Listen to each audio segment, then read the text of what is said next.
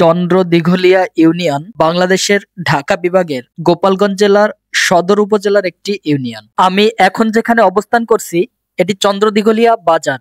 গোপালগঞ্জ জেলার সদর উপজেলা থেকে 12 কিলোমিটার পশ্চিম দক্ষিণে চন্দ্র দিঘলিয়া ইউনিয়ন অবস্থিত। পূর্বের গোপীনাথপুর ইউনিয়ন থেকে 1974 সালে বিভক্ত হয়ে অত্র ইউনিয়নের জনগণের সর্বসম্মতিক্রমে চন্দ্র দিঘলিয়া নামকরণ করা হয়। 4 নং চন্দ্র দিঘলিয়া ইউনিয়নের গুরুত্বপূর্ণ একটি শিক্ষা প্রতিষ্ঠান জামিয়া আজিজিয়া শামসুল উলুম চন্দ্র দিঘলিয়া মাদ্রাসা ও এতিমখানা। এই মাদ্রাসাটি অত্র অঞ্চলের খুবই নামকরা একটা ধর্মীয় শিক্ষা প্রতিষ্ঠান, যেখানে একটি কেন্দ্রীয় মসজিদ এবং বেশ কিছু মাদ্রাসা ভবন রয়েছে, যেখানে আশেপাশের এলাকার প্রচুর সংখ্যক শিক্ষার্থী এখানে অধ্যয়নরত রয়েছে।